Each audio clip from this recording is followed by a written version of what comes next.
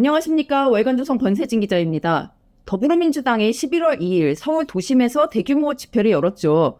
민주당은 약 30만 명이 모였다고 주장하는데요. 8년 전 촛불 집회를 재현하려는 의도가 보이는 것 같습니다. 어쨌든 야당에서는 계속 탄핵 얘기를 하고 있고 여당도 계속 대통령을 향해서 위기감을 지적하고 있죠. 대통령 탄핵이 추진될지는 아직 좀 모르겠습니다. 민주당 최고위원들, 조국혁신당 지도부, 이런 야당 정치인들이 계속 탄핵을 얘기하는데, 그들의 주장을 소개하자는 건 아니고, 8년 전, 2016년 하반기, 그러니까 탄핵을 앞두고 벌어진 상황과 지금의 상황이 굉장히 유사하다는 점, 이 점을 좀 짚어보려고 합니다. 월간조선 11월에서 야당이 추진하는 윤석열 탄핵, 그것을 박근혜 탄핵과 비교하니라는 기사를 제가 썼는데요. 8년 전 상황, 지금 상황을 좀 표로 비교를 했었습니다. 결론부터 말씀드리자면 첫 번째, 대형 재난이 있었고 그 후속 조치가 미흡했다. 그래서 민심이 더 나빠졌다. 두 번째는 대통령 비선 논란이 있고 비리 의혹이 있다. 세 번째는 당정 갈등과 여당 내 계파 갈등. 네 번째가 집권 후 첫 총선에서 패배했다. 이렇게 크게 네 가지가 굉장한 공통점입니다. 이렇게 정리해 보니까 이제 상황이 굉장히 유사한데 하나하나 좀 짚어보려고 합니다. 먼저 첫 번째는 이제 대형 사고가 있었고 그 후속 조치 때문에 민심이 악화됐다는 점입니다. 박근혜 전 대통령 2013년 2월에 취임했고 윤석열 대통령은 2022년 5월 취임했죠. 박근혜 취임 후 1년 2개월 만에 세월호 침몰 사고가 일어납니다. 윤석열 취임 후 5개월 만에 이태원 압사 사고가 일어납니다. 이제 원인은 좀 다른 문제이지만 임기 초반에 둘 다 큰 사고를 맞았죠. 두 정권은 이제 사고 후속 조치 때문에 민심을 상당히 잃었습니다. 박 대통령은 세월호 7시간, 흔히 말하는 그 세월호 7시간 동안 모습을 나타내지 않았다는 점 때문에 이제 비난을 받았고, 윤 대통령은 대통령실을 이제 용산으로 이전을 하면서 하필 용산구에서 큰 사고가 났습니다. 대통령이 어떤 걸 잘못했다는 게 아니라 국민의 감정을 건드리는 그런 여론전의 소재가 된 거죠. 또 이제 정부의 수습과 대책 마련이 좀 미흡했던 것 같습니다. 그런 논란이 확산되면서 대통령과 여당 지지율, 정권 초기부터 별로 좋지가 않았어요. 답보 상태를 이어갔고요.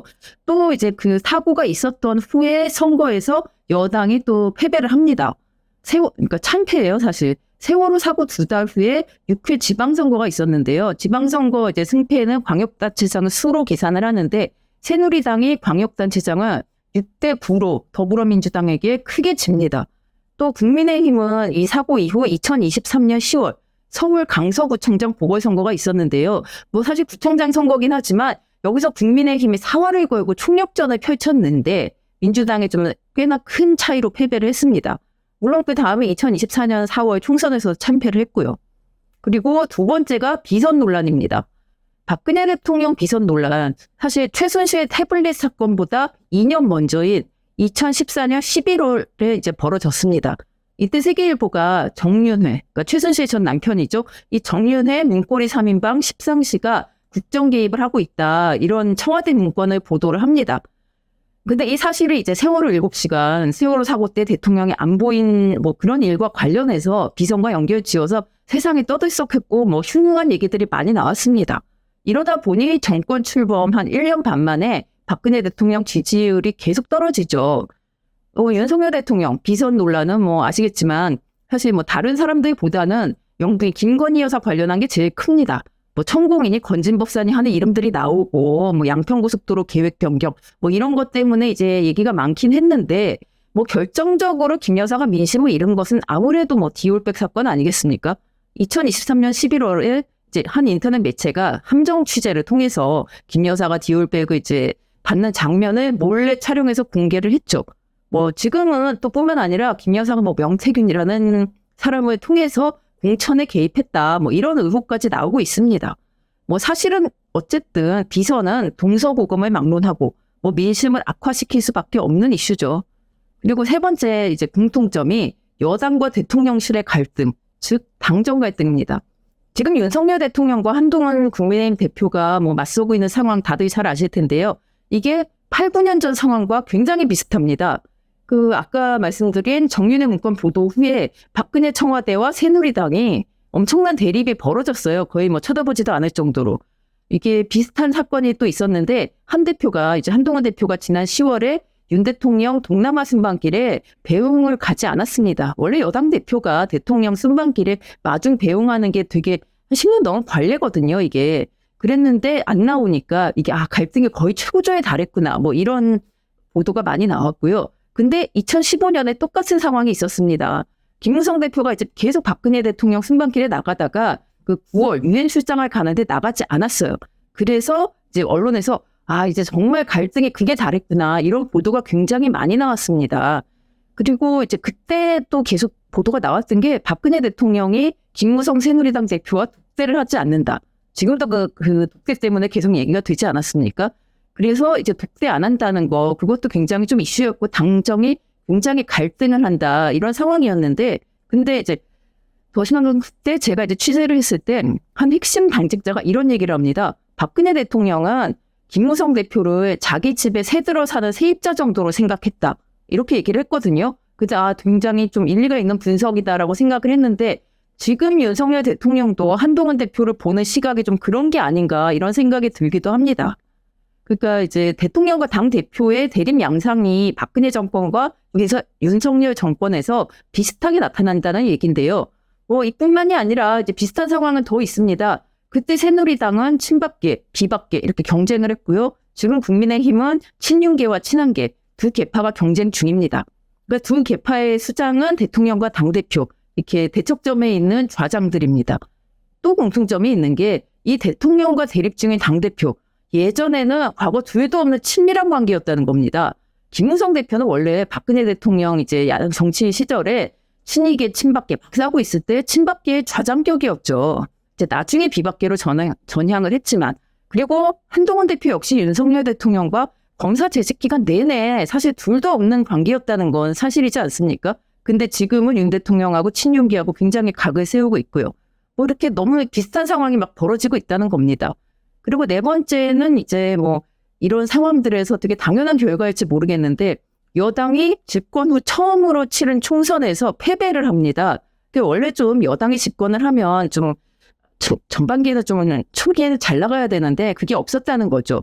새누리당은 2016년 20대 총선을 앞두고 여러 가지 악재가 있었어요. 세월호, 정윤회 국정기입, 메르스, 당정 갈등. 악재가 너무 많았고 거기서 공천 갈등이 폭발을 또 했습니다. 그때 이제 김무성 대표가 이른바 옥새 들고 나르샤 했기도 했고요. 그 박근혜 대통령 때. 그래서 결국 총선을 치렀는데 여당임에도 불구하고 제1당을 차지하지 못했고 국회의장도 민주당에 넘겨줘야 했습니다. 8년 후인 얼마 전 국민의힘이 22대 공천에서 사실 그렇게 매끄럽게 공천을 했다고 할 수가 없죠. 친윤계와 한동훈 비대위원장이 이견을 자주 보였고 이미 비례대표 명단을 발표해놓고 다시 수정하고 이런 일들이 많이 있었습니다. 결국 국민의힘은 참혹하게 패배를 당했고요. 그래서 이제 여태까지 지켜본 결과 8년 전과 지금의 정치 상황은 공통점이 굉장히 많습니다.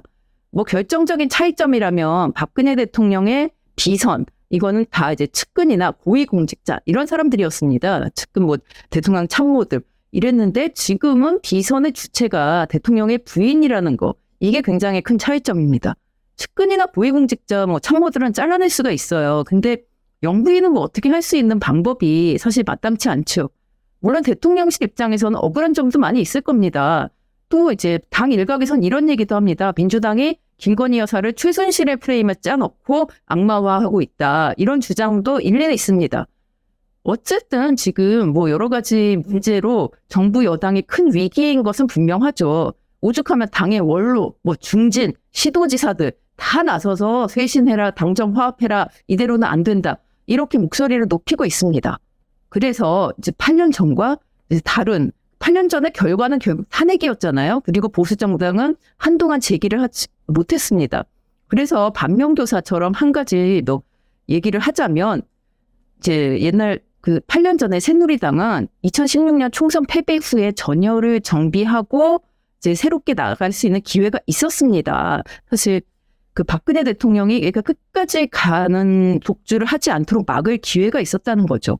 근데 새누리당은 총선에 패배하고서도 그 4개월 후에 당대표 이제 전당대회를 했는데 박근혜 대통령의 최측근이 이정현 의원을 이제 대표로 선출을 합니다.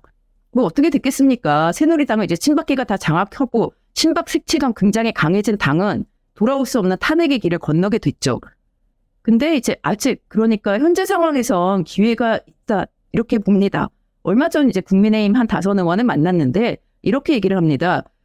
그때랑 지금 상황이 비슷하다. 당이 두 계파로 양분돼서 대립을 하고 당 대표가 대통령하고 대립을 하고 있다. 8년 전과 똑같은데 지금 더 나쁘다 상황이. 왜 그러냐고 하니까 총선에서 참패했기 때문에 국회 상황에서 거의 완전히 밀리는 상황이고 이제 8표만 저 야당 쪽으로 가면 탄핵을 그냥 할 수가 있는 상황이 되는 겁니다. 그랬지만 아직 좀 희망은 있다. 지금 상황이 전국 단위 선거, 뭐 지방선거나 대선 2026년이랑 7년이죠. 여기까지 시간이 좀 남아있기 때문에 그동안 갈등을 좀 봉합하고 새롭게 좀 출발을 해보자. 지금 다들 힘을 모아서 그렇게 해야 할 때다. 이렇게 얘기를 했습니다. 그러니까 왜 선거를 앞둔 시점이 되면 또 뭐 공천이니 개판이 하면서 난리가 날 게 뻔하니까 그 전에 좀 전열을 재정비하자는 겁니다. 그러니까 정부 여당이 지금의 위기를 좀 지혜롭게 극복할 수 있을지 불안과 기대가 반반이긴 한데요. 좀 지켜봐야 할 것 같습니다. 감사합니다.